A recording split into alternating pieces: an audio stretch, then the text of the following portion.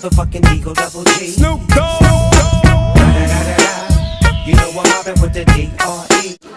Para a construção do motor, foram utilizados duas chaves de remoção de alto rádio, um ferro de solda, 2 pedaços de fio 0,35 mm, fita dupla face para fixar o suporte, base plástica para ser utilizada como suporte, um ímã de neodímio e um fio esmaltado retirado de um trafo.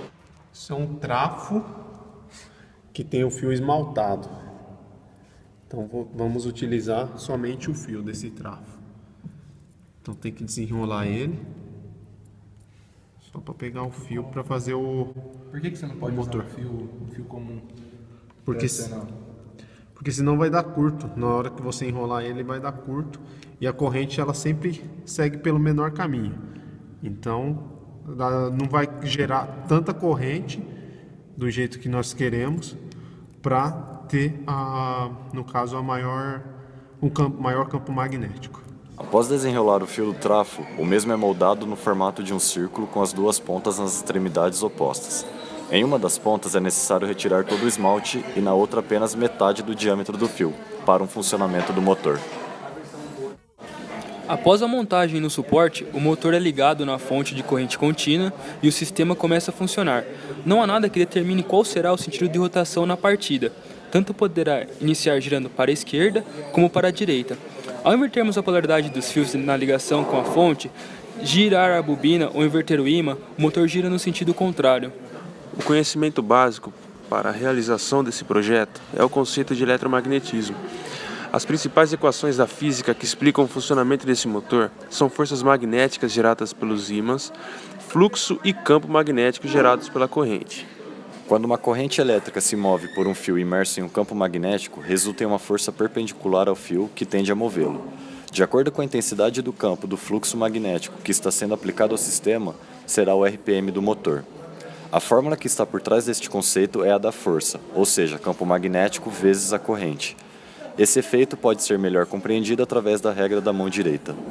Como podemos ver, o polegar está indicando o sentido da corrente elétrica que está atravessando o fio, enquanto os demais dedos estão dobrados envolvendo o condutor. Esse sentido é o mesmo do vetor indução magnético B, gerado pela corrente. Como falamos no início do vídeo, ao ligarmos o motor, não sabemos qual sentido que a bobina irá girar, iniciando a rotação ou para a esquerda ou para a direita. Existem 3 maneiras de inverter o sentido de rotação da bobina. Primeiro, inverter a polaridade dos fios que estão alimentando o sistema. Segundo, girar a bobina. Terceiro, inverter o sentido do ímã. Após ter girado 180 graus, o sentido de rotação do motor continua. Quando o estado chegar a 270 graus, o torque será nulo e a corrente inverterá o sentido novamente. Um novo torque será gerado e a bobina chega novamente à situação de 360 graus, repetindo o ciclo descrito. É por isso que o motor não pode ser feito exclusivamente com ímãs permanentes. Ao invertermos a polaridade da fonte, estaremos invertendo todo o ângulo de rotação da bobina. Quando invertemos o ímã, estamos invertendo o sentido de fluxo magnético e, consequentemente, o sentido de rotação da bobina. Os conceitos aprendidos em aula poderão ser vistos em prática neste experimento. Os motores de corrente contínua mantêm um torque melhor e mais eficiente que os motores de corrente alternada, e ainda podemos controlar o sentido de rotação. Este projeto foi realizado para atividade prática supervisionada da matéria de controle e servomecanismos do 7º semestre da Engenharia Elétrica.